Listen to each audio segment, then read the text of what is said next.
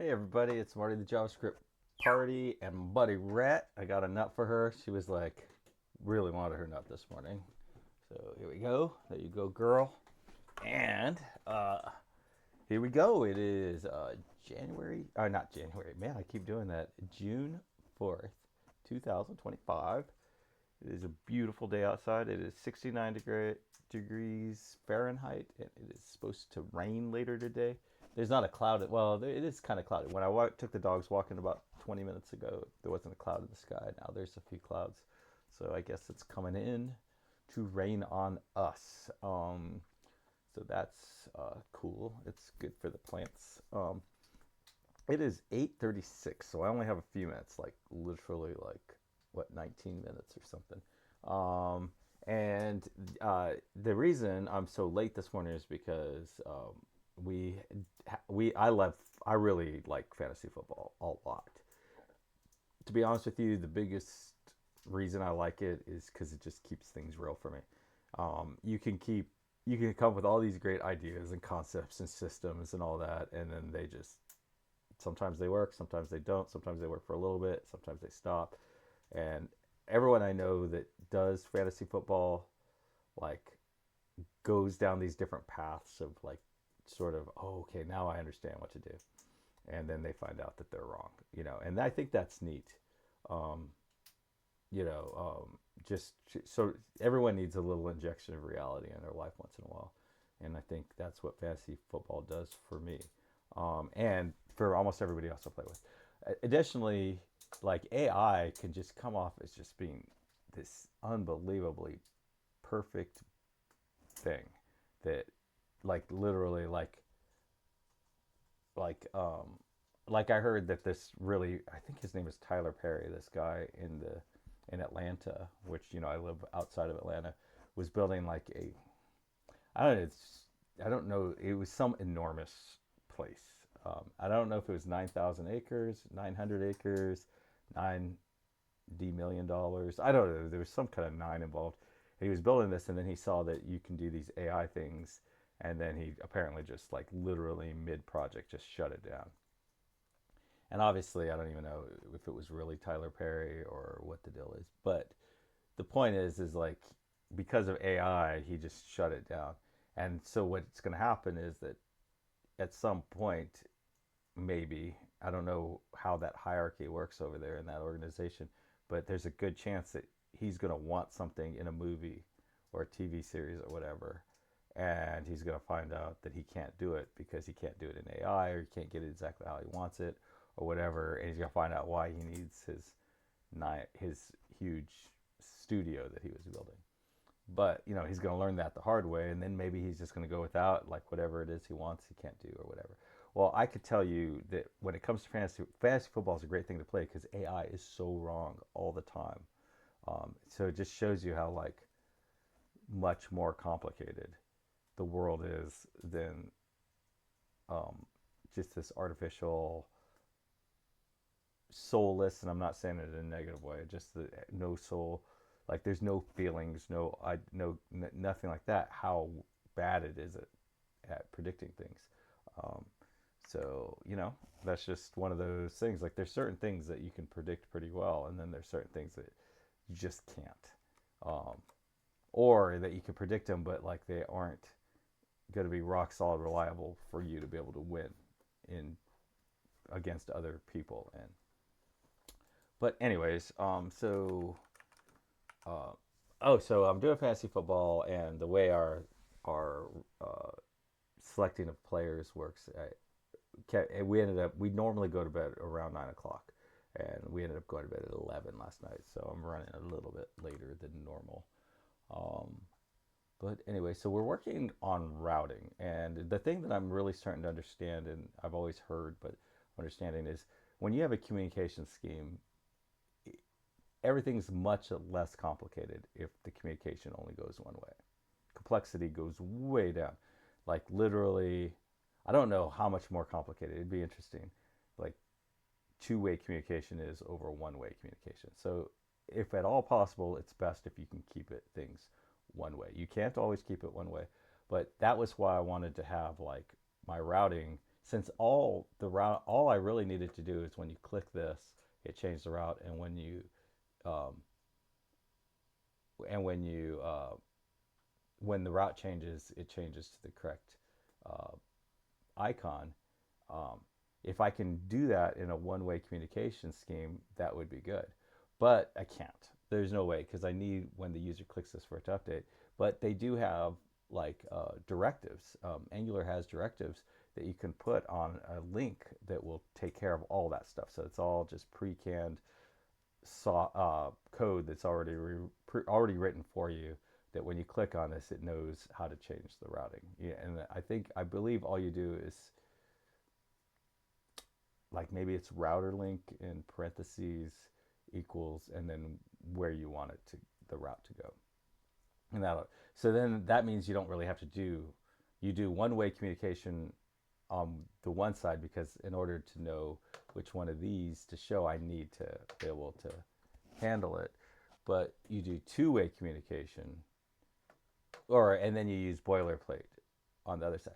Now I was kind of hoping to be able to just show the icon with it and not have any code in here, not deal with any of these sort of subscriptions and stuff like that. But that is not a possibility. So there's two things I need to do, and it doesn't matter what the order is. One of them is pretty simple and straightforward, and the other one is a little bit more complicated. And the only reason it's more complicated is because I don't know it. So the first thing I need to do is actually change the icon based on the event, right? So that's the core mission here. The secondary thing that I need to do is I need to destroy a subscription if this component is destroyed. I don't want that subscription sitting in memory, consuming memory, consuming at the very least consuming a location in in memory, but it also may be actually consuming CPU cycles. Like it might actually do some executions too. We don't really want that if this um, component is ever destroyed. But the component should never be destroyed. You know, I don't see any time that we would delete this, but maybe it wouldn't surprise me actually down the road if we want it. Well, we probably wouldn't delete it. We'd probably hide it, but maybe we want to delete these things and for like an actual visual presentation. You know, like maybe we want to create a presentation mode where nothing, you know, where it's just the presentation. Um, but anyways, so I'm going to do that first, just because I don't have much time, and this would be a good time to do it. So we need to create a subscription. So this is router, and I think there's other ways that people are doing stuff like this, subscription with pipes and stuff like that. But I don't think that. I mean, this might be a bit of a. I hope it doesn't come off as arrogance, or happiness, because it's neither of those. It's just my practical belief at this point is RxJS is probably going the way of the dodo soon. And I honestly, I think that signals and it seems like everything that RxJS does, like in the Angular 20 um, live stream, you know, they were saying, oh, but with signals, how do you handle um, asynchronous events? And see, that was like the thing when signals first came out. They're like, oh, RxJS isn't going anywhere because, you know, signals is just for synchronous events, not for asynchronous events. And then once they got that in, it's like the camel's head is under the tent. Now it's, well, okay, so when you want to do asynchronous events and you want to use signals, this is how you do it. And it's just like, so obviously RxJS has sort of lived out its usefulness at this point, or probably very close to living out its usefulness.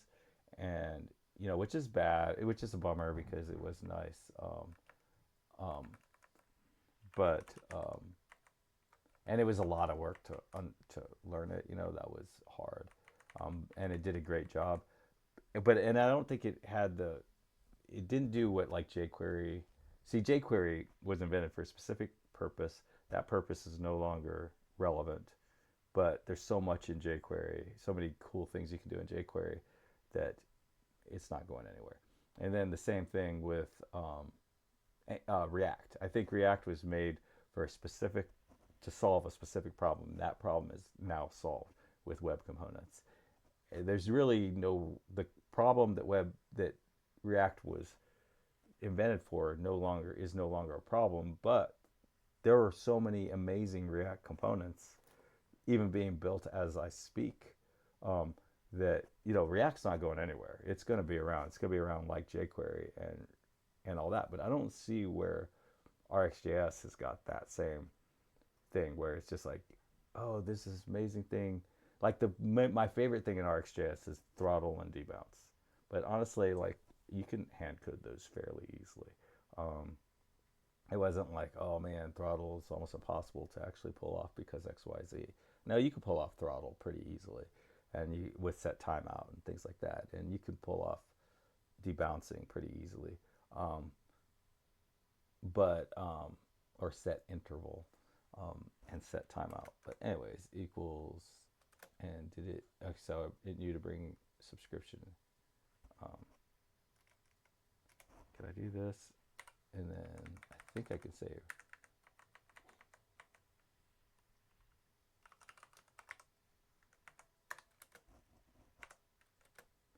And then what we need to do is add a lifecycle hook called implements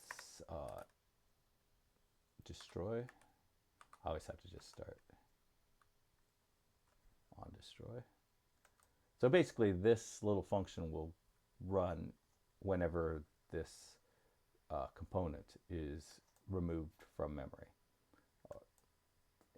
This way, I mean, I don't want to say this as a fact, but it's probably, you can imagine it as the very last thing it's going to do when it's done. And basically, we are going to take the router's description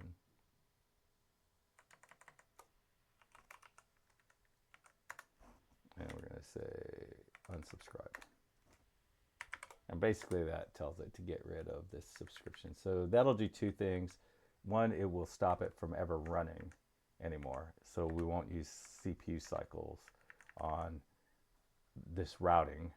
And two, it will, the piece of memory that this subscription, that this whole subscription is and it's a shame that that's name that whatever this whole thing is that RxJS creates is going to take up a piece of memory.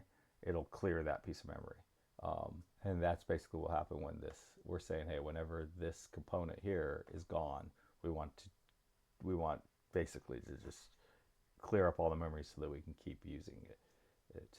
And like I said, I don't think this is absolutely necessary because I don't think that this component will ever be destroyed until the whole tab is destroyed. And obviously the tab will delete every piece of memory that it's using. I guess that's not obvious, but it seems like we need to assume that we don't have to do anything to free up memory when you kill the whole tab. And that's really more of a browser implementation detail, not really ours. So 849. So the other thing we wanted, okay, so I wanted to look at the event, and I believe what we want to look at based on our conversation with ChatGPT is URL after redirects.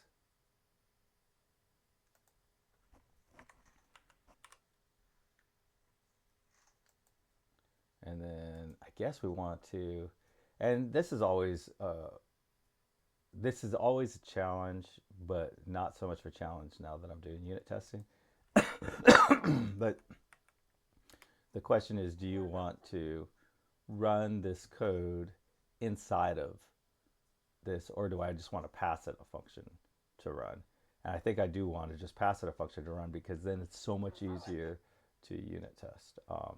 Now this is kind of, ng on destroy is a bit of a pain in the butt to unit test, but I believe all we have to do, who we could probably just call it directly to unit to test coverage, because that's really all we're working on is test coverage.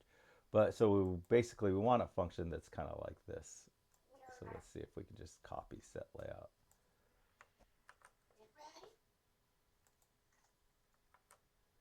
And then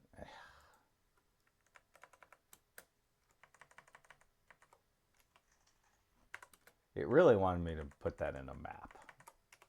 And I don't really know why.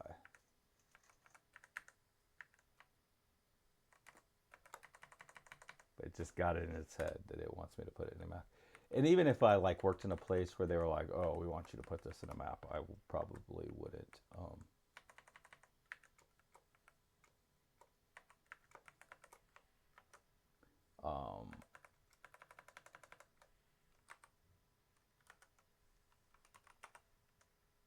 And basically, instead of a string, I probably wouldn't do it because, see, can I say that this is a layout type here without upsetting the IDE or the compiler? Okay, and then I just want to get rid of this. And basically, I think I'll just say this layout is equal to custom here.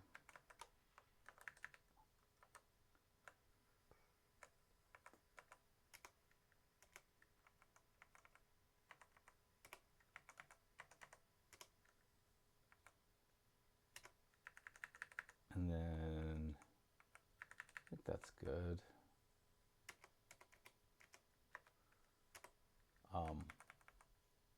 So yeah, now we're setting the layout to tabular or custom.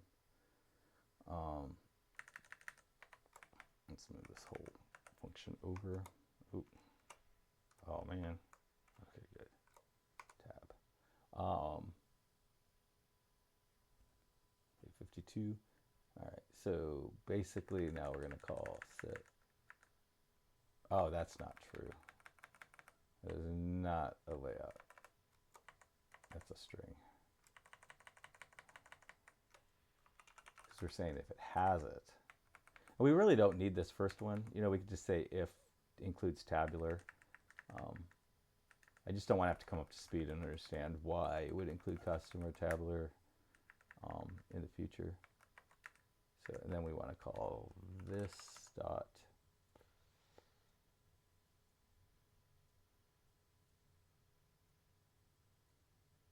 set layout. And this thing, like the more I look at it, it's like the more this thing is going to be a pain in the butt to unit test.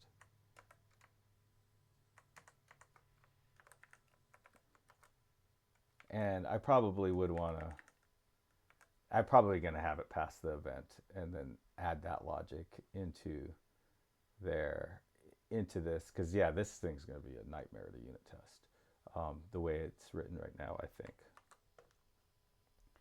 So I'm going to literally rewrite the way it works. Okay, so I think at this point this should work for me. And that is right, but you know, that doesn't really prove anything because that's what it does. And this is the big test. Okay, yeah, so that is working. Okay, so I think this is probably a really good point to, well, okay, so then I want to add linking to this. I probably should get the actual two-way communicate or working before I do a commit, but I am deeply concerned about this. I think because I want to just pass it the event and it handle everything, and the only reason I want to do that is because, and this is that's something that probably would have offended me in my, you know, before I really got into deep. I hate being manipulated, like where I have to do something because of something that's outside of coding. But because of the unit testing, it's just going to be a lot easier just to pass in a function that accepts an event and then add this logic down there. So I'm hoping that hopefully I can remember to do that next time. And then we want to add logic over here to add the linking. And I would much rather use like anchors um, instead of trying to call like instead of I would rather be able to handle it in the in the template, not inside of that. So those are kind of the next two things, and then I think we'll be ready to do the unit tests, make sure unit tests still work, and then do the end to end, make sure the end to end is nothing broken, the end to end code testing, and end to end testing probably should also, go to here and make sure that everything changes, and then click on this and make sure that that changes. And yeah, that'd be a great thing to capture now in case that ever breaks in the future. But it's 8:56, so it got to go. Happy coding, everybody. Bye.